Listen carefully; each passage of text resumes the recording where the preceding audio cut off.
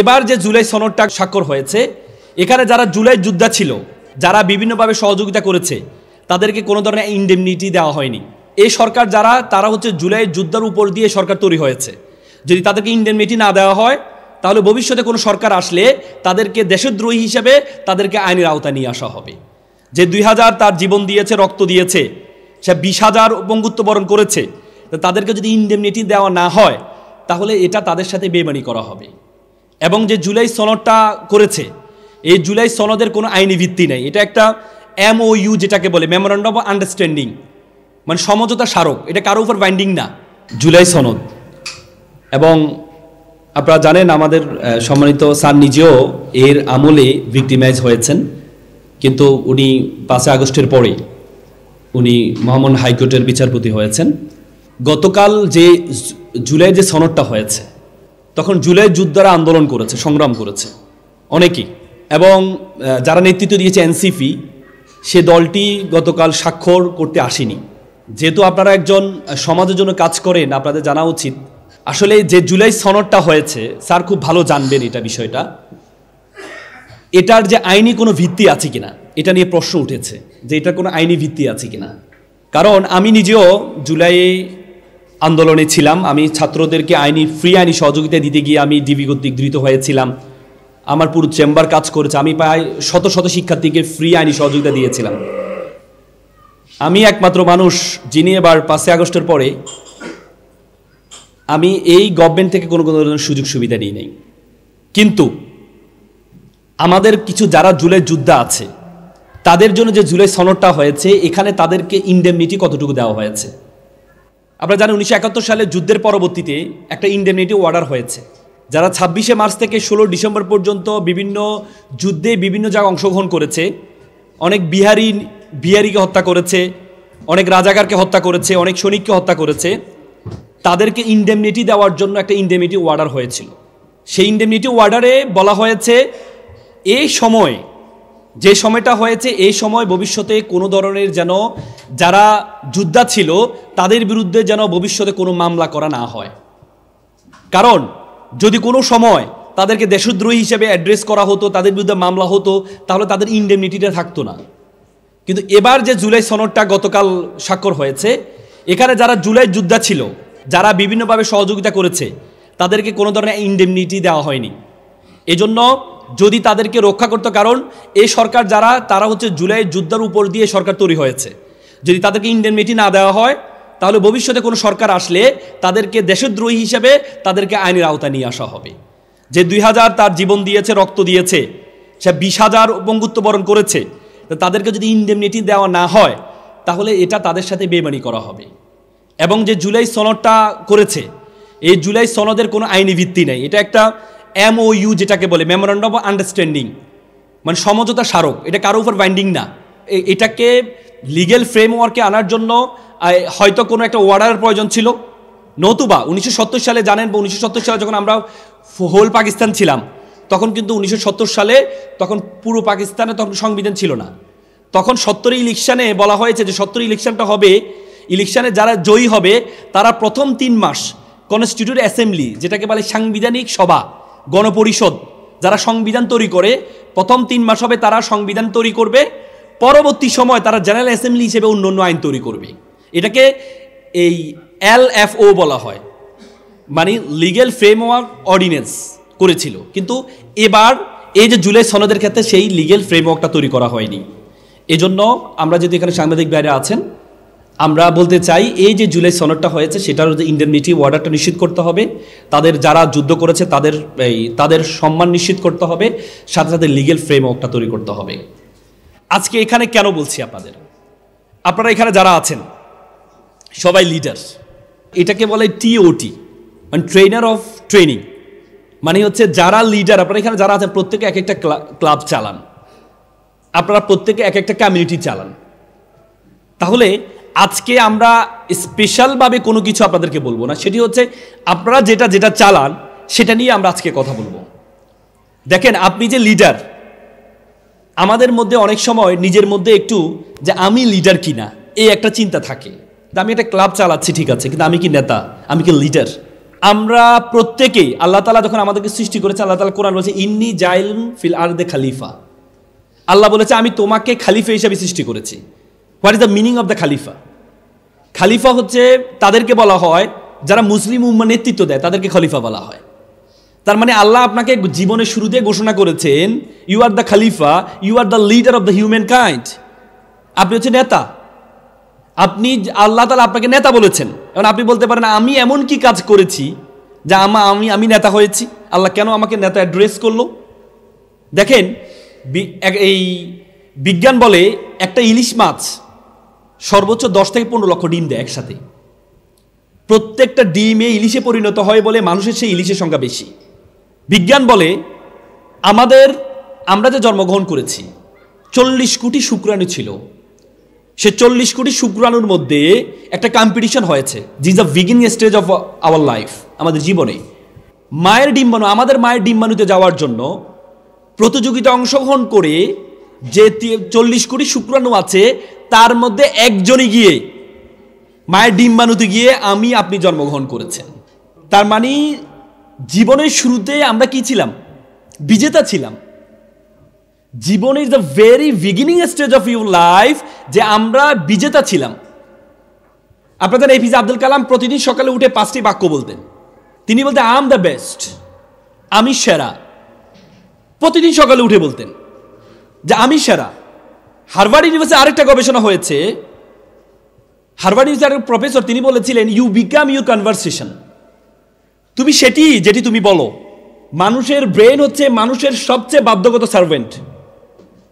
আপনি যদি আপনার ব্রেনকে বলেন আপনি একা, আপনার ব্রেন বলবে ইয়েস স্যার আপনি একা। আপনি যদি আপনার ব্রেনকে বলেন যে আমি একা, আমার জীবনটা রেখে লাভ নাই, আপনার ব্রেন বলে ইয়েস স্যার আপনি একা, জীবনটা রেখে লাভ নাই, কিপ ইট আপ, সুইসাইড করেন। আপনি যদি আপনার ব্রেনকে বলেন আই ক্যান, আমি পারবো, আপনার ব্রেন বলে ইয়েস স্যার ইউ ক্যান। আপনি যদি আপনার ব্রেনকে বলে আই ক্যান নট, আমি পারবো না, আপনার ব্রেন বলে yes sir you can not. কারণ মানুষের ব্রেন হচ্ছে মানুষের সবচেয়ে বাধ্যগত সার্ভেন্ট। আপনি আপনার ব্রেনকে কিভাবে বলবেন, কি বলবেন? এই জন্য এপিজে আব্দুল কালাম সকালে ঘুম থেকে উঠে বলতেন I am the best, I can do it, আমি করতে পারবোই। টুডে ইজ মাই ডে, আজকে আমার দিন। আই এম দ্য উইনার, আমি বিজেতা। গড ইজ উইথ মি, সৃষ্টিকর্তা আমার সাথে আছেন। তার মানে আপনাকে আজকে লিডার হওয়ার জন্য সবচেয়ে গুরুত্বপূর্ণ সেটি হচ্ছে আপনার মধ্যে যে চিন্তা আছে, আপনার মধ্যে যে আমি ছোট, এই ছোট থেকে আপনার চিন্তাটাকে বড় করতে হবে। মনে রাখবেন আল্লাহ তাআলার সবচেয়ে প্রিয় সৃষ্টির মধ্যে সর্বসেরা সৃষ্টি হচ্ছে মানুষ। আল্লাহ তাআলা কাউকে অনর্থক সৃষ্টি করেননি।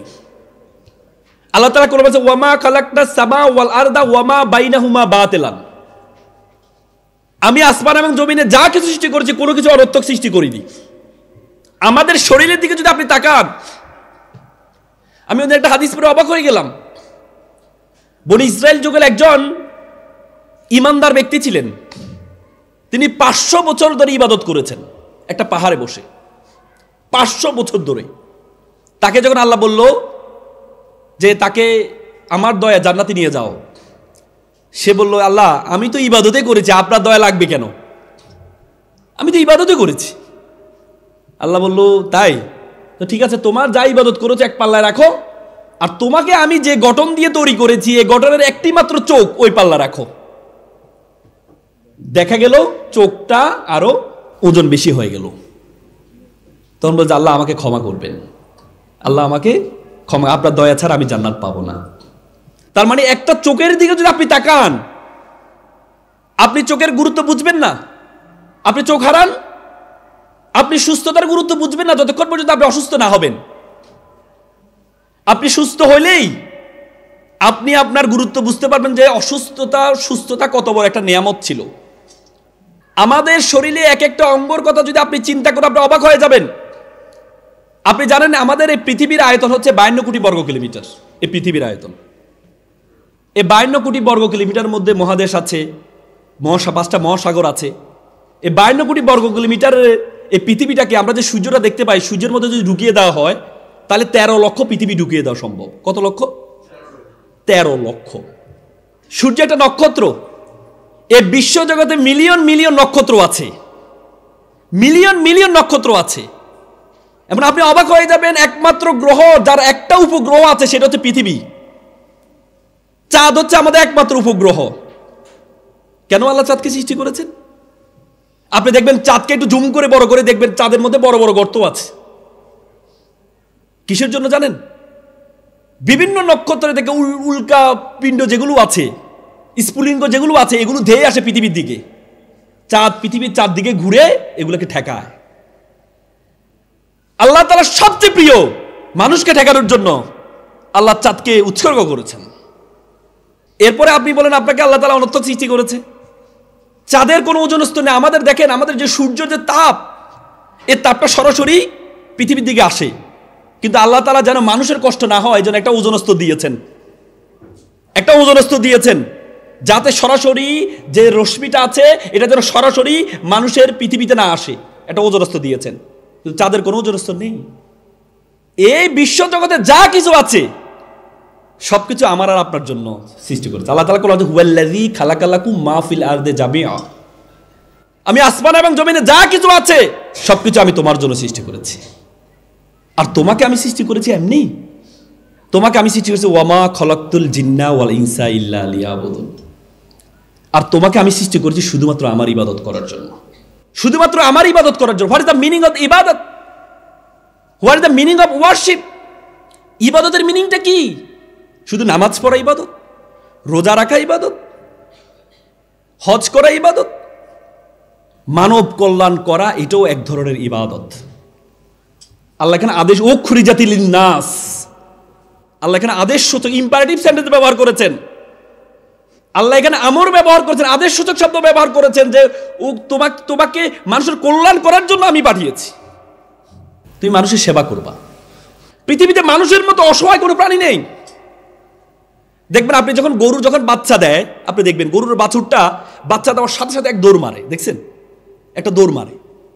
মানুষ একমাত্র প্রাণী যে প্রাণী 2 বছর পর্যন্ত তার মায়ের উপর নির্ভরশীল থাকতে হয়। তার মানে আল্লাহ এখানে আমাদেরকে শিখিয়েছেন যে তোমাকে আমি সৃষ্টি করেছি একে অপরের জন্য, তোমাকে আমি সৃষ্টি করেছি একে অপরের জন্য, রিসিপ্রোকাল। তুমি একের উপর নির্ভরশীল থাকবা। You are the social being, তুমি সামাজিক জীব, তুমি একের উপর নির্ভরশীল থাকবা। তো সুতরাং আজকে আমাদের এখানে যারা আছি, আমাদেরকে প্রত্যেককেই চিন্তা করতে হবে, আমাকে আল্লাহ তাআলা অনর্থক সৃষ্টি করেননি। তার মানে তাহলে কি? আমাকে মানুষের সেবা করার জন্য সৃষ্টি করেছে। আজকে যে অ্যাপেক্স ক্লাবের মাধ্যমে আপনারা মানুষকে সেবা করছেন, মানব সেবা করছেন, মানব সেবা করার মাধ্যমে আপনি সৃষ্টিকর্তারই সেবা করছেন। তার কু আনফুসুকুম, নিজেকে বাঁচাও। তার মানে কু শব্দ হচ্ছে নিজেকে, মিল্লা মানে জাতি। কু শব্দ হচ্ছে বাঁচাও, আর মিল্লা মানে জাতি। কুমিল্লা মানে যে জাতিকে বাঁচায় তার নাম কুমিল্লা, মনে হয় নাকি? ওনারা একটা ব্যাখ্যা দেয় কুম লিল্লা, কুম মানে দাঁড়াও, লিল্লা মানে আল্লাহর জন্য, যারা আল্লাহর জন্য দাঁড়িয়ে যায় তাদের বাড়ি কুমিল্লা, নাকি? ওই একটু আগে ভাইয়ের সাথে আমি গাড়ি করে এই খেলা শেষ করে এতে আসছিলাম, তখন উনি বললো যে আমার ইতর বলা হয়। তা আমি বললাম ইতর তো একটা এলিভেশন আছে। ইতর মানে গ্রেটার কুমিল্লা ছিল, চাঁদপুর ব্রাহ্মণবাড়িয়া কুমিল্লা মিলে গ্রেটার কুমিল্লা ছিল। ই মানে হচ্ছে চাঁদপুরের ইলিশ, ত মানে হচ্ছে ব্রাহ্মণবাড়িয়ার তরকারি, আর র মানে কুমিল্লার রসমালাই, এই 3 মিলে ইতর। আচ্ছা বুঝলেন না ভাই? নোয়াখালী তো হাতে তালি দিয়ে, কুমিল্লা হাতে তালি দিয়ে, মানে বাড়ি নোয়াখালী, বিয়ে করছে কুমিল্লা, মনে হয় নাকি? কথা বলার মধ্যে সবচেয়ে বড় সমস্যা আমাদের যেটি হয়, আমাদের আঞ্চলিকতা বেশি। এক একজন এক এক অঞ্চলের, কেউ বগুড়া অঞ্চলের, কেউ নোয়াখালী অঞ্চলের, কেউ বরিশাল অঞ্চলের। এই যে আঞ্চলিকতার কারণে অনেক সময় আমরা কনফিডেন্স পাই না কথা বলার জন্য, যে আমি বলি কি, একটা বুঝে কি। আমার মনে আছে আমরা একটা সিলেটের কেউ আছেন? সিলেটের আছেন? সিলেটে আমার মনে আছে একটা ডিবেট কম্পিটিশনে আমি করছিলাম, স্পিকার দায়িত্ব পালন করছিলাম। তখন একজনের নারীর অধিকার নিয়ে কথা হচ্ছে। তো একটা ছেলে বলছে, মানে স্পিকার আপনি খিতা কথা কন, আমার এলাকা যখন বউ প্রথমে ঘরে যায় তার হাউরি বলে তুমি কি সাদা গু খাবা নাকি লাল গু খাবা। আমি সুন্দর করে বলতে পারি নাই, ও যেভাবে বলেছে। মানে তা আমি বললাম কি রে, নারীর অধিকারের সাথে সাদা গু আর লাল গুর কী সম্পর্ক? পরে আমি তো শেষে আমি তার জিজ্ঞেস করলাম যে কী বললাম? তো স্যার আপনি বুঝেন নাই, আমাদের এলাকায় প্রত্যেক এলাকাতে বউ শাশুড়ি দ্বন্দ্ব হয়, কিন্তু আমাদের এলাকায় যখন বউ প্রথমে ঘরে যায় তার শাশুড়ি মিষ্টি নিয়ে বলে তুমি কি সাদা গুলু খাইবে নাকি লাল গুলু খাইবে? তো সে বললো কি আমি বুঝলাম কি? সাইফুর রহমান সাহেব সাবেক অর্থমন্ত্রী, নাম শুনেছেন? সাইফুর রহমান সাহেবের সাথে একবার আমরা দেখা করতে গিয়েছিলাম, আমি তখন ঢাকা বিশ্ববিদ্যালয়ে ছিলাম, আমরা একটা প্রোগ্রামে ওনাকে ইনভাইট করব। তো যাওয়ার পর উনি বললো এক কাজ করো তোমরা সোয়েটার পরে আসো। তা আমরা ভাবলাম সোয়েটার পরে আসবো, এটা কি বলে? তা আমরা পরে নীলক্ষেতে গিয়ে আমরা স্যুটের বুটের হয়ে গিয়েছিলাম, পরে আমরা নীলক্ষেত গিয়ে সোয়েটার কিনে সোয়েটার পরে গেলাম। বললাম যে স্যার আমরা আসছি। তোমাদেরকে বললাম সোয়েটার পরে আসছে, তোমরা এখন কেন আসলে? মানে 6টার পরে 2014 সালে আমি গিয়েছিলাম মাদ্রাজ ইউনিভার্সিটিতে একটা সাউথ এশিয়ান ডিবেট কম্পিটিশন ছিল। তো সেখানে আমি একটু সাউথ ইন্ডিয়ানরা চেন্নাই যারা তারা এটা মশলা বেশি খায়, তো আমি একটু বাঙালি খাবার খাইতে ইচ্ছা করলো। তো আমি বললাম brother available any Bengali food? বলছে হ্যাঁ yes you have to go so far. আমি প্রায় 100 কিলোমিটারের মতো করে আমি গেলাম। দেখি যে রেস্টুরেন্টের উপরে লেখা আছে YENG ইয়াং TUNG টুং ইয়াং টুং কাই জাং রেস্টুরেন্ট। তা আমি বললাম চাইনিজ, কারণ চাইনিজে ওয়াং ফং চং বলে না। ভিতরে যাওয়ার পরে ম্যানেজার বলছে ভাইয়া ভালো আছেননি? আমি বললাম ব্রাদার ইউ ফ্রম? ভাই আমি তো বাড়ি আমার নোয়াখালী। আমি বললাম মানলাম আপনার বাড়ি নোয়াখালী, কিন্তু চাইনিজ নাম দিলেন কেন? এটা তো চাইনিজ, এটা তো ইয়াং তুন খাই যান, মানে এখান থেকে খেয়ে যান। বলে না ইয়ান্তুন খাই যান আমরা গায়ে হুতি যান। আমি বললাম আপনি এভাবে লিখলেন কেন? উনি বলে যে ভাই আসলে যারা বাঙালি তারা তো ভিতরে আসলে বুঝে, আর যারা বাইরে মানুষ তারা মনে করে চাইনিজ রেস্টুরেন্ট। আমার 2 ধরনের কাস্টমার পাওয়া যায়, এই জন্য এইভাবে লিখছি। সেদিন আমি বুঝতে পারছি যে নোয়াখালী কি জিনিস।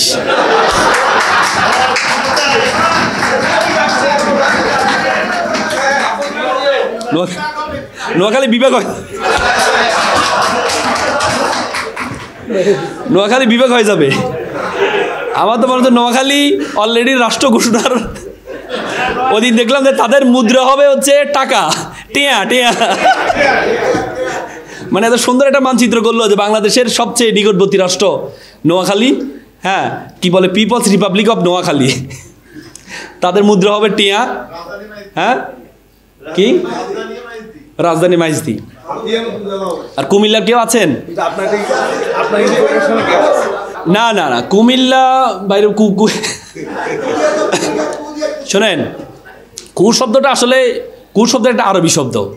আরবিতে বলা হয় কু আনফুসুকুম, বলে কু মানে বাঁচাও, আনফুসুকুম মানে নিজেকে। তার কু আনফুসুকুম মানে নিজেকে বাঁচাও, তার মানে কু শব্দ হচ্ছে নিজেকে, মিল্লা মানে জাতি। কু শব্দ হচ্ছে বাঁচাও, আর মিল্লা মানে জাতি। কুমিল্লা মানে যে জাতিকে বাঁচায় তার নাম কুমিল্লা, মনে হয় নাকি? আবার বলে কুম, ওনারা একটা ব্যাখ্যা দেয় কুম লিল্লা, যারা জাতির জন্য দাঁড়িয়ে, কুম মানে দাঁড়াও, লিল্লা মানে আল্লাহর জন্য, যারা আল্লাহর জন্য দাঁড়িয়ে যায় তাদের বাড়ি কুমিল্লা নাকি? ওই একটু আগে ভাইয়ের সাথে আমি গাড়ি করে এই খেলা শেষ করে এতে আসছিলাম, তখন উনি বললো যে আমার ইতর বলা হয়। তা আমি বললাম ইতর তো একটা এলিভেশন আছে। ইতর মানে গ্রেটার কুমিল্লা ছিল, চাঁদপুর ব্রাহ্মণবাড়িয়া কুমিল্লা মিলে গ্রেটার কুমিল্লা ছিল। ই মানে হচ্ছে চাঁদপুরের ইলিশ, ত মানে হচ্ছে ব্রাহ্মণবাড়িয়ার তরকারি, আর র মানে কুমিল্লার রসমালাই, এই 3 মিলে ইতর। আচ্ছা বুঝলো না ভাই, নোয়াখালী তো হাতে তালি দে, কুমিল্লা হাতে তালি দে, মানে বাড়ি নোয়াখালী বিয়ে করছে কুমিল্লা মনে হয় নাকি?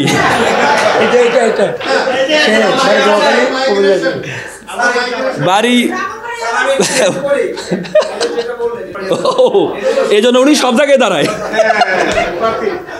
না, এটা ভালো গুণ। আমি দেখলাম নোয়াখালী, দেখলাম উনি হাতে তালি দিয়ে দাঁড়ায় গেল, কুমিল্লার পরে আবেগে আবারও 2 বার হাতে তালি দিল। আচ্ছা ঠিক আছে, আচ্ছা যাক, ওইটা অন্যদিকে চলে গেলাম। তার মানে আপনি কথা বলার জন্য আপনার আঞ্চলিকতাটাকে দূর করতে হবে। আঞ্চলিকতা দূর করার জন্য আপনাকে বলে যে আগে বাংলা ভাষার গাঁথুনি, পরে বিদেশি ভাষার পত্তন। আগে বাংলা ভাষার গাঁথুনি দিতে হবে। বাংলা ভাষা যদি আপনি ভালোভাবে না বলতে পারেন, আপনি অন্য ভাষাও ভালোভাবে বলতে পারবেন না। মানে have you any problem to local language to create the problem all kinds of languages. Bangla ভাষায় সমস্যা হলে আপনার ইংরেজিতেও সমস্যা হবে। আমি দিনাজপুরে একটা প্রোগ্রাম করছিলাম, একটা মেয়ে পিছন থেকে হাত তুলে, অনেকক্ষণ আমি প্রায় 2-2.5 ঘন্টা ধরে বক্তব্য দিচ্ছিলাম। একটা মেয়ে পিছনে হাত তুলে বললো স্যার আমার একটা কথা আছে। তাই বললাম তুমি আমার কি মাইন্ড করছো, তুমি আমার স্যার ডাকলা? ভাই আপনি মাইন্ড করেছেন, আমাদের এলাকা না ভাইয়াকে সম্মান দিয়ে স্যার ডাকে। আমি বললাম ভাইয়াকে সম্মান দিয়ে স্যার ডাকবে কেন? পরে দেখি যে নামাজ দেখলাম আস্তাগফিরুল্লাহ সুবহানাল্লাহ। আর একজন বলতে ভাই আমার একটা SMS করেন তো। তখন বুঝলাম যে তার শয়ে সমস্যা আছে।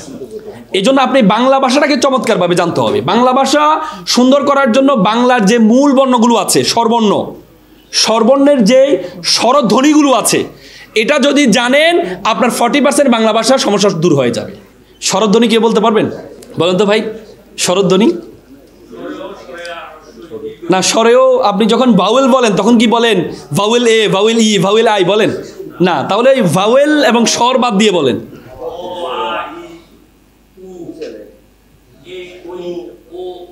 স্বরধ্বনিগুলা হয়েছে আপনার, কিন্তু স্বরধ্বনি একটু বেশি হয়ে গেছে। বসেন, সুন্দর হয়েছে। আমার সাথে বলেন অ, আ, ই, উ, এ, ও, এ। অ, আ, ই, উ, এ, ও, এ। বলেন তো। যেমন অ মানে অজগর, আ মানে আম, ই ইঁদুর, উ উট, ও ওমা। আমরা বলি উমা, বলি না? ধরেন আপনি বন্ধুরা নিয়ে হাঁটতে, সামনে একটা সাপ পড়ছে, উমা সাপ। এটা কি উমা? সাপ তো লজ্জা পেয়ে গেছে, কি বলে উমা? এটা হবে কি ওমা? কি হবে? ওমা। ওরে বাবা, আপনি উরি বাবা, উ না, এটা হবে কি ও, ওমা। আর এটা হচ্ছে উঠ, উঠো। দে, এ বলি না দেশ, আমরা বলি দেশ, বাংলাদেশ না, দেশ। সব করলো শেষ না, শেষ করলো। তাহলে এই যে স্বরধ্বনি যদি আপনি বলতে পারেন, তাহলে বাংলা ভাষার 40% সমস্যার সমাধান। আমার সাথে বলেন অ, আ, ই, উ, এ, ও, এ। অ, আ, ই, উ, এ, ও, এ। অ, আ, ই, উ, এ, ও, এ। যেখানে যাবেন সেখানে ও, এভাবে যদি আপনার মুখটাকে আপনি কন্ট্রোল রাখতে ও পারেন। আবার রাস্তাঘাটে আবার হাত দিয়ে না, আবার মানুষ বলবে আপনি তাকে ইফটিজিংয়ের মামলা খাবেন পরে, যদি আইনজীবী অনেক আছে মামলা সারাই দিতে পারবে। এই স্বরধ্বনি যদি আপনি বলতে পারেন, তাহলে বাংলা ভাষার আপনার অর্ধেক সমস্যার সমাধান হয়ে যাবে। ভাষাকে একটু ভালোভাবে স্বরধ্বনিগুলো প্র্যাকটিস করবেন। ইংরেজি কোনো বর্ণের উপর দেখছেন, এক বর্ণের উপর আরেক বর্ণ লাফাইয়া উঠে ভিতরে একটা ঢুকে গেছে। আমাদের খিওর মতো ব্রাহ্মণবাড়িয়া নাকি ব্রাক্ষণবাড়িয়া আমরা খুঁজে পাই না। দেখছেন? কখনো দেখছেন টি এর মধ্যে ডব্লিউ ঢুকে তার মধ্যে ইউ ঢুকে গেছে? দেখছেন? মনে রাখবেন, কখনো দেয়াল তৈরি করবেন না, সবসময় ব্রিজ তৈরি করবেন। ব্রিজের মাধ্যমে নতুন নতুন মানুষের সাথে দেখা হবে, নতুন নতুন মানুষের সাথে পরিচয় হবে, নতুন নতুন মানুষের সাথে সম্পর্ক তৈরি করবেন, কিন্তু দেয়াল তৈরি করার মাধ্যমে সম্পর্ক নষ্ট করবেন না। পৃথিবীর সবচেয়ে সহজ ভাষা হচ্ছে ইংরেজি। ইংরেজিতে আন্তর্জাতিক ভাষা হয়েছে কেন জানেন? অনলি ফর ফ্লেক্সিবিলিটি, সহজের জন্য। বাংলা বর্ণমালা কয়টি বলুন তো? বর্ণমালা একটি। অ্যাপেক্সিয়ানদেরকে আগে শুনতে হবে, আল্লাহ তাআলা কোরআনে বলেছে সামেনা ওয়া আতানা, আগে শুনতে হবে, তারপর উত্তর দিতে হবে। আমি বলেছি বর্ণ বলিনি, আমি যে বর্ণের মালা, অ্যালফাবেট। অনেকগুলো বর্ণ নিয়ে যে মালাটা তৈরি হয় সেটা বর্ণের মালা, অনেকগুলো ফুল নিয়ে যেটা তৈরি হয় সেটা ফুলের মালা। ঠিক আছে? তা আপনি যদি এখানে যদি আপনি বলেন বর্ণমালা, বর্ণমালা কয়টি? একটি। আর বর্ণ কয়টি? 50টি। আরবি বর্ণ কয়টি? 29টি। আর ইংরেজি বর্ণ কয়টি? 26টি। তাহলে সবচেয়ে কম বর্ণ কার? ইংরেজি। ইংরেজি কোনো বর্ণের উপর দেখছেন, এক বর্ণের উপর আরেক বর্ণ লাফাইয়া উঠে ভিতরে একটা ঢুকে গেছে। আমাদের খিওর মতো ব্রাহ্মণবাড়িয়া নাকি ব্রাক্ষণবাড়িয়া আমরা খুঁজে পাই না। দেখছেন? কখনো দেখছেন টি এর মধ্যে ডব্লিউ ঢুকে তার মধ্যে ইউ ঢুকে গেছে? দেখছেন? ঢুকছে না। ইংরেজি একটা লাইন দিয়ে, শুধু একটা লাইন দিয়ে আপনি 15টা বর্ণ লিখতে পারবেন। A, B, D, E, F, H, I, K. কিন্তু একটা দাগ দিয়ে বাংলা কয়টা বর্ণ লিখতে পারবেন বলেন? একটা লিখতে হলে কয়েকবার উঠাতে হবে আপনাকে। তার মানে সবচেয়ে সহজ হচ্ছে ইংরেজি ভাষা, কিন্তু সেটাকে আপনাকে ওন করতে হবে। সহজ পারবেন তো ইনশাল্লাহ? তো এই জন্য আপনাদেরকে বললাম যে স্কিলের মধ্যে সবচেয়ে স্পিকিং স্কিল, এই স্পিকিং স্কিলের মধ্যে বাংলা ইংরেজি দুইটিকে আপনাকে গ্যাদার করতে হবে। আর আপনার ধর্মীয় যে ল্যাঙ্গুয়েজ ভাষাটা আছে, আপনি যদি হিন্দু হন তাহলে সংস্কৃত ভাষাটা, আমি সংস্কৃত ভাষা পড়েছি শুধু হিন্দু ধর্ম জানার জন্য। আমাদের ভাষা ইনস্টিটিউটের ভাষা সংস্কৃত এবং আরবি ভাষাটা আমি ওখান থেকে পড়েছি। শুধু ধর্মকে 3টা ল্যাঙ্গুয়েজ আপনাকে নিশ্চিত করতে হবে। একটা হচ্ছে মাতৃভাষা, আর হচ্ছে আন্তর্জাতিক ভাষা, আর হচ্ছে ধর্মীয় ভাষা। এই 3টা ভাষা যদি আপনি জানেন, আপনি লিডার না লিডার অফ দ্য লিডার হবেন। পারবেন তো ইনশাল্লাহ? পারবেন তো? আরেকটা হচ্ছে কমিউনিকেশন স্কিল। নতুন নতুন মানুষের সাথে যোগাযোগ, নতুন নতুন মানুষের সাথে পরিচয় হবেন। মনে রাখবেন কখনো দেয়াল তৈরি করবেন না, সবসময় ব্রিজ তৈরি করবেন। ব্রিজের মাধ্যমে নতুন নতুন মানুষের সাথে দেখা হবে, নতুন নতুন মানুষের সাথে পরিচয় হবে, নতুন নতুন মানুষের সাথে সম্পর্ক তৈরি করবেন। কিন্তু দেয়াল তৈরি করার মাধ্যমে সম্পর্ক নষ্ট করবেন না। একটা দেয়ালের মাধ্যমে হাজার দেয়াল তৈরি হয়ে যাবে। একজনে আপনার বিরোধিতা করবে, 100 জনে আপনার তার ধরে ধরে বিরোধিতা করবে। আমাদের সমাজে একটা সংস্কৃতি আছে, দেখবেন আপনি একটা ভালো মানুষের নিয়ে একটা ছবি দিয়ে বলেন এই লোকটার ভালো মানুষ, এই লোকটা তো একটা আগাম করছে, দেখবেন শত শত কমেন্ট, 80% কমেন্ট আসবে এই লোকটার আগে চেহারার মধ্যে এমন একটা ভাব ছিল, আমার সন্দেহ হয়েছিল। কিন্তু বুঝলেন নাই যে এতদিন তারে পছন্দ করতো, কিন্তু কেউ যখন বললো আর এ তো খারাপ, তখন কমেন্ট দেখবেন 80% কমেন্ট আছে এই লোকটার আমার আগে সন্দেহ হয়েছিল। তার মানে এই যে দেয়াল তৈরি করবেন না কখনো, সবসময় কি করবেন, ব্রিজ তৈরি করবেন। লিডারদের সবচেয়ে বড় গুণ হচ্ছে লিডারদেরকে অনেকে মেরেছি চিনবে, অনেক মানুষের সাথে তার পরিচয় হবে। ভাইয়ের মতো অ্যাপ্লাই করবেন, নোয়াখালী তো দাঁড়াবেন, কুমিল্লে তো দাঁড়াবেন। মানে you have to know the pulse of the people. Leadership P আছে, পি মানে pulse of the people. You have to know the pulse of the people. আপনাকে পালস বুঝতে হবে। লিডার হবেন, আপনার এমপ্লয় যারা আছে, আপনার অধীনস্থ যারা আছেন, প্রত্যেকের পালস বুঝতে হবে। যে কোন মানসিকতার মানুষ তাকে বুঝতে হবে, তাকে রিড করতে হবে আপনাকে। যদি আপনি রিড করতে না জানেন তাহলে মনে করবেন আপনি নেতা হইতে পারবেন না। তারপরে আমি লিডারের LE বললাম, তারপর হচ্ছে এ মানে অ্যাটিটিউড। অ্যাটিটিউড থাকতে হবে, ভাবসাব থাকতে হবে। লিডার কোনো ব্যবসা লেদার বেদার হাঁটেন মানে এই দিয়ে লিডার দিয়ে কাজ হবে না। আপনার পোশাকে ব্যবসা থাকতে হবে, চলাচলে ব্যবসা থাকতে হবে। সিংহ বনের রাজা কেন বলো তো? সিংহ বনের রাজা কেন? সিংহ কি জিরাফের মতো দেখতে লম্বা, বাঘের মতো অনেক শক্তিশালী, হাতির মতো দেহ বড়, বানরের মতো বুদ্ধিমান? সিংহ বনের রাজা হচ্ছে ভাবসাবের কারণে। সে একটা আওয়াজ করলে 2 কিলোমিটার পর্যন্ত শোনা যায়, সবাই ওরে বাবারে বাবা সিংহ আওয়াজ করেছে। অ্যাটিটিউড, লিডারকে যে অ্যাটিটিউড থাকতে হবে। ভাবসাব এমনভাবে নেবেন যে আপনি একটা নেতা, আবার নেতা এমন করে এমন ভাবসাব নিয়ে থাকবেন আপনার কারেন্টের জ্বালা আপনার আশেপাশে হাঁটা যায় না, তাইলে লিডার হতে পারবেন। মানে এত ভাবসাব আপনি এমনি দাঁড়িয়ে আছেন যাতে মানুষের বাড়ি দিয়ে পেলে দিচ্ছে, আরে বাবা এটাকে অ্যাটিটিউড বলে না। অ্যাটিটিউড মানে হচ্ছে এক হাতে বাঁকা বাঁশের বাঁশি, আরেক হাতে বাঁকা তুর্য। এক হাতে বাঁশি থাকবে, কখনো নেতা আপনার কর্মীদেরকে গান শোনাবেন, আবার কখনো বকাঝকা করবেন। সব সময় যদি বকাঝকা করতে থাকেন, সব সময় যদি বকাঝকা করতে থাকবেন তাহলে টাইটে ভেঙে যাবে। আবার সব সময় যদি নরম কথা বলতে থাকেন তাহলে আপনার ব্যক্তিত্ব থাকবে না, আপনাকে মূল্যায়ন করবে না। এই জন্য কখনো গান শোনাবেন, কখনো মজা করবেন, আবার কখনো ভাব নিয়ে গাম্ভীর্য নিয়ে বসে থাকবেন। তুমি এটা ঠিক করো নাই, তোমার থেকে এটা আমি আশা করি নাই, আবার এটা বলে লাশে দিয়ে তাহলে শেষ। এই যে একটু ভাব নিলেন এটাই শেষ। মানে আপনার অ্যাটিটিউড থাকবে হচ্ছে, আপনি দেখেন বিটিভিতে দেখবেন কলস যখন বানায় দেখবেন এক হাতকে শক্ত করে রাখে আর এক হাতে নরম করে রাখে, দেখেছেন? যদি দুইটাই নরম থাকতো তাহলে এটা হয়ে যেত এভাবে, আবার দুইটা শক্ত থাকলে তাহলে এটা হয়ে যেত এভাবে। এই জন্য একটাকে শক্ত আরেকটাকে নরম, এটা যদি থাকে তারপর কলসটা নতুন সুন্দর অবয়ব হবে। এই জন্য আপনারা এখানে যারা লিডার আছেন আপনার সেই অ্যাটিটিউডটা থাকতে হবে, সেই অ্যাটিটিউডটা থাকতে হবে। যদি সেই অ্যাটিটিউডটা থাকে তাহলে আপনি লিডার হইতে পারবেন, পারা যাবে তো ইনশাল্লাহ। তাহলে এ বললাম, এরপরে কি D for discipline is the very important. Discipline দেখবেন মাঝখানে ডি আছে, স্টুডেন্টের 7টা বর্ণ তার মধ্যে মাঝখানে ডি আছে, দেখবেন সবসময় ডি মাঝখানে থাকে। মানে আপনি যা কিছু হন না কেন, ডিসিপ্লিন যদি আপনার না থাকে আপনি এক পর্যায়ে গিয়ে মাঝখানে গিয়ে ভেঙে পড়ে যাবেন, আপনার লিডার আর সামনে আগাবে না। Punctuality is the very important. Discipline, you should talk when time is for talking, you should laugh when time is for laughing, you should play when time is for playing. যখনই হাসার সময় হবে হাসবেন, যখনই গরম হওয়ার সময় হবে গরম হবেন, যখনই কাদার সময় হবে কাঁদবেন। কাদার সময় মানুষ আপনার এমপ্লয় একজন মা মারা গেছে যারা আপনি বেটকাচ্ছেন, তাহলে তো হবে না। এটা ইজ ভেরি ইম্পর্টেন্ট। ডিসিপ্লিন শেখার জন্য আপনাকে কোরআনের আরেকটা সূরা আছে, সূরা নামল। অত কি জানেন? পিঁপড়া পৃথিবীর সবচেয়ে পানির দিক থেকে সবচেয়ে ডিসিপ্লিন হচ্ছে কি? পিঁপড়া। পিঁপড়াকে আপনি একটু দেখেন।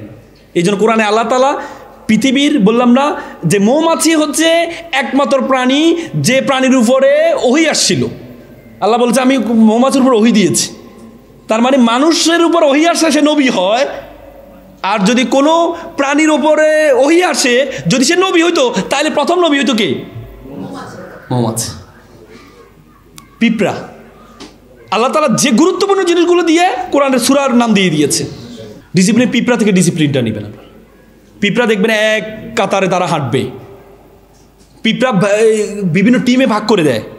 কারো কাজ হচ্ছে খাদ্য আনবে, খাদ্য ট্রান্স করবে, কারো হচ্ছে বাড়ি রক্ষা করবে, কারো হচ্ছে অন্যদেরকে নেতৃত্ব দিবে। এক একজনকে গ্রুপে তারা ভাগ করে দেয় পিঁপড়া। তাই পিঁপড়া থেকে আপনাদেরকে টিম ওয়ার্কটা শিখতে হবে। কিভাবে টিম ওয়ার্ক? ওরা হচ্ছে লাইন ঠিক করার জন্য একটা হরমোন, ওদের একটা আছে, একটা সুগন্ধি ছেড়ে দেয়। এই সুগন্ধিটা পেয়ে পিঁপড়ারা ওই লাইন অনুযায়ী সবাই হাঁটতে থাকে। এই জন্য এই ডিসিপ্লিনটা আপনারা কোথা থেকে শিখবেন? পিঁপড়া থেকে। তারপরে হচ্ছে ডি গেল ই মানে এক্সেপশনাল থিঙ্কিং, ব্যতিক্রম চিন্তা। লিডারের সবচেয়ে বড় গুণ হবে ব্যতিক্রম চিন্তা করতে হবে, অন্য ধরনের চিন্তা করতে হবে। একজন একটা চিন্তা করবে, সে ভিন্ন চিন্তা করতে হবে। একবার দুইটা বন্ধু রফিক এবং শফিক, তারা একটু চিন্তা করলো বড় লোক হবে। তখন তাদেরকে গ্রামবাসী একটা অফার দিল, আমাদের গ্রামে তো কোনো পানি নেই, তুমি ওই দূরের নদী থেকে তোমরা পানি এনে দিবা, প্রতি পানি প্রতি তোমাদেরকে 10 টাকা করে দেওয়া হবে। রফিককে বলা হলো, রফিক বলল ঠিক আছে, তাহলে তো পানি সারাদিন ধরে আমি কাজ করি, সারাদিন কাজ করতে করতে তো আমি তো ব্যাপক পানি নিয়ে আসতে পারবো, তাহলে আমি অনেক টাকার মালিক হব। শফিক বলল যে না, আমি এই কাজটা করবো না। রফিক বলল তাহলে তুই করলে করিস, না করলে না, আমি করা শুরু করেছি। সে করা শুরু করেছে, সে করতে করতে ব্যাপক টাকার মালিক হয়ে গেছে। আর শফিক কি করে? কিছুক্ষণ সে পানি নেয়, কিছুক্ষণ 5 নিয়ে কাজ করে, মানে 5 লাগানোর ব্যবস্থা করছে। তো সবাই হাসে যে এই ছেলেটা কি পাগল নাকি, 5 লাগাচ্ছে কেন? তারা তো আর 5-এর বিষয়টা বুঝছে না। এ সারাদিন পানি নেয়, পানি নিয়ে সে বড় লোক হয়ে গেল, পায় 1 লক্ষ 2 লক্ষ 5 লক্ষ টাকার মালিক হয়ে গেল। আর সে হচ্ছে কিছুক্ষণ কাজ করে যে টাকাটা পায়, ওই টাকা দিয়ে 5 লাগাচ্ছে। দেখা গেল 1 মাস 1.5 মাস পর সে সম্পূর্ণ নদী থেকে 5 পর্যন্ত সম্পূর্ণ পানি 5 নিয়ে আসলো। তারপরে সে বসে আছে, অটোমেটিকলি তার ইনকাম হচ্ছে এই 3 মাসে যা করেনি, পরবর্তীতে 3 মাসের না করে সে পরবর্তীতে মাত্র 1 দিনে তার চেয়ে বেশি ইনকাম করেছে। ওয়ারেন বাফেট একটা চমৎকার কথা বলেছেন। ওয়ারেন বাফেট বলেছেন, তোমার ইনকামটা সার্থক তখনই যখন তুমি ইনকাম করবা না, কাজ করবা না, কিন্তু ঘরে তোমার অ্যাকাউন্টে টাকা ঢুকবে, তাহলে তুমি সফল, নাহলে তুমি সফল না।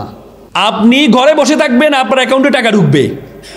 একটা মানুষের সর্বোচ্চ সময় কতক্ষণ? 24 ঘন্টা আমাদের প্রত্যেকেরই। তাহলে আমরা সর্বোচ্চ 15 ঘন্টা কাজ করতে পারি। আপনার 15 ঘন্টা দিয়ে আপনি কত টাকা ইনকাম করতে পারবেন? কিন্তু অপরের 15 ঘন্টা, প্রত্যেকটা 15 ঘন্টা যদি আপনার ঘন্টার সাথে লাগাইতে পারেন আপনি, তার মানে প্রত্যেকটা ঘন্টায় আপনি একটা সফল লিডারে পরিণত হতে পারবেন। তার মানে আপনাকে যে এক্সেপশনাল থিঙ্কিং, আপনি বসে থাকবেন, অটোমেটিকলি আপনার মেম্বার হতে থাকবে। সে পাইপ আপনাকে তৈরি করতে হবে, লাইন। যদি করতে পারেন তাহলে হবে। আর মানে রিলেশনশিপ বলতে হচ্ছে পরিবারের সাথে আপনার কেমন সম্পর্ক হবে, মা বাবার সাথে আপনার কেমন সম্পর্ক, ভাই বোনের সাথে কেমন হবে, এমপ্লয়ের সাথে রিলেশনশিপটা আপনার কেমন হবে, সে হচ্ছে লিডার। এস মানে হচ্ছে একটা অ্যানালাইসিস আছে, SWOT analysis. S for strength, W for weakness, O for opportunity, T for threat. এই 4টা অ্যানালাইসিস সবসময় করবেন যে কোনো কাজ করার ক্ষেত্রে। এইচ মানে হার্ডওয়ার্ক, আর আই মানে ইগনোর দ্য ফেলিওর, আর পি মানে পালস অফ দ্য পিপল। আপনি ট্রাস্ট কীভাবে আস্থা তৈরি করবেন? আপনি আপনার টিমের প্রতি আস্থা তৈরি করবেন কীভাবে? সেটা আস্থা তৈরি করার জন্য আপনাকে আমি প্রথমেই বলেছি, লিডারের সবচেয়ে বড় গুণ হচ্ছে লিডারকে নিজেকে কাজ করতে হবে। এবং আপনার টিম মেম্বারদের দুঃখে সুখে, নট অনলি সুখে, দুঃখে এবং সুখে। একবার একটা ছেলে, তার অনেক বন্ধু বান্ধব বিয়ে করবে, সে 100 জনের তালিকা করলো, তার বন্ধুকে দাওয়াত দিবে তার বিয়েতে। বাবা বললো ঠিক আছে, তুমি এর কাজটা আমাকে দাও, আমি দাওয়াত দিব, এই কাজটা তুমি আমাকে দাও। পরবর্তীতে বাবা যেদিন বিয়ে হলো, বাবা দাওয়াত দিয়েছে, বিয়ের দিন দেখেছে মাত্র 2 জন আসছে। বলছে বাবা তুমি কি দাওয়াতি কাজ করলে, মাত্র 2 জন আসলো? বলছে দেখ, আমি দাওয়াত দিয়েছিলাম যে তোমার বন্ধু এভাবে এই আইসিইউতে আছে, তার এভাবে এই বিপদ, তুমি একটু আসো। আমি 100 জনকে বলেছি, তার মধ্যে 2 জন তোমার কাছে আসছে। তার মানে এরাই তোমার প্রকৃত বন্ধু, বাকিগুলো তোমার সুখের বন্ধু, দুধে মাছি এমন বন্ধু তোমার দরকার নেই। তার মানে আপনি যখন লিডার হবেন, ট্রাস্ট অর্জন করার জন্য তার সুখে যেভাবে থাকবেন, তার দুঃখেও থাকবেন। সে যখন প্রবলেমে পড়বে, প্রবলেমটা সলভ করবেন। সে যখন তার দুঃখে আপনি কাঁদবেন, তার সুখে আপনি হাসবেন। যদি আপনি সেটাই করতে পারেন, তাহলে দেখবেন আপনি তার একটা অন্তরের মানুষ হয়ে যান। আরেকটা বর্ণ ছিল ই ফর ইথিক্স। ইথিক্সটা ইম্পর্টেন্ট। আমরা সমাজে বলি একটা, করি আরেকটা। আমরা মাইক পেলে বলি একরকম, কিন্তু যখন আমি সামাজিক জীবনে যাই, তখন সামাজিক জীবনে আমাদের ভিন্ন আচরণ হয়। তো যখন আপনাকে একটা লিডার দেখে মানুষ অনুপ্রাণিত হয়, যখন বাস্তবিক জীবনে গিয়ে যখন আপনার সাথে পার্সোনালভাবে আপনার পরিবারের সাথে কথা বলার পর যখন বিপরীত অবস্থা পায়, তখন এই লিডারের প্রতি তার আস্থা হারিয়ে যায়। এই জন্য লিডারের সবচেয়ে গুণ হচ্ছে, আল্লাহ তাআলা কোরআনে বলছে, লিমা তাকুলুনা মা লা তাফালুন, নিজে যা করো না তা অন্যকে করতে বলিও না, তুমি যেটা করবা সেটা মানুষকে করতে বলবা। একটা লিডারের কাজে, মুখে এবং কাজে দুটি যদি সমান হয়, তাহলে সেটা আস্থার জায়গা পরিণত হবে এবং তরুণ প্রজন্ম তাকে অনুসরণ করবে। আমাদের লিডারশিপের জন্য অ্যালার্মিং কি জানেন? চেইন অফ কমান্ড না থাকা। ধরেন আপনি একটা ক্লাবের সদস্য, মানে ডিস্ট্রিক্টের সদস্য, ক্লাবের সদস্য, আপনি যোগাযোগ মেনটেন করেন সোহাগ ভাইয়ের সাথে। যদি সোহাগ ভাইয়ের সাথে যোগাযোগ মেনটেন করেন, তাহলে যে সাথে বড় লেভেলের ওনার সাথে আপনার যোগাযোগ, তাহলে আপনি কখনো ক্লাব প্রেসিডেন্টকে পাত্তাই দিবেন না। আরে মিয়া, আমি সোহাগ ভাইয়ের সাথে প্রতিদিন চা খাই, বসি, আর আপনি কেটা ভাই, আপনি কি? এজন্য লিডারশিপের জন্য এটা আমাদের সমাজে অনেক বড় বড় প্রতিভাবান লিডাররা নষ্ট হয়ে যায় শুধু উচ্চপদস্থ লোকের সান্নিধ্যের কারণে। এজন্য লিডারের chain of command is very important. আপনি যখন ক্লাব, সর্বোচ্চ ক্লাব প্রেসিডেন্ট পর্যন্ত আপনার চেইন অফ কমান্ডটা থাকবে, যোগাযোগ থাকবে। এরপর ক্লাব, ডিস্ট্রিক্ট পর্যন্ত আপনার যোগাযোগ থাকবে, ডিস্ট্রিক্টরা এই ন্যাশনাল পর্যায়ে আপনার যোগাযোগ থাকবে। কিন্তু নিম্ন পর্যায়ে ক্লাবের একজন সদস্যকে যদি ন্যাশনাল পর্যায়ে থেকে ডিল করা হয়, তাহলে এই জীবনে লিডার হতে পারবে না। ফোকাসিং পয়েন্ট লিডারের জন্য প্রথম ফোকাসিং পয়েন্ট স্পিকিং স্কিল, বলেছি আমি, স্পিকিং স্কিল। আরেকটা হচ্ছে আনুগত্যের চরম পরীক্ষা, মানে লিডারকে লিডারে ভাবা। আমার যিনি প্রধান, ওনার সমালোচনা না করে ওনার যে পজিটিভ দিকগুলা, এই দিকগুলো আমি বলি যে সে কি ক্লাব প্রেসিডেন্ট, আমি তার চেয়ে ভালো জানি, সে কি কথা বলতে পারে না, সে কি চলাফেরা করে, কি পোশাক পরে। আপনি যখন লিডারের সমালোচনা করবেন, তাহলে আপনি কখনো লিডার হইতে পারবেন না। আপনার যার অধীনস্থ আছেন, কষ্ট করে প্রত্যেকটা মানুষের কিছু পজিটিভ আছে, নেগেটিভ আছে, পজিটিভগুলো নিয়ে আপনি এমফেসাইজ করেন, তাহলে দেখবেন আপনি খুব সহজে লিডার হয়ে যেতে পারবেন।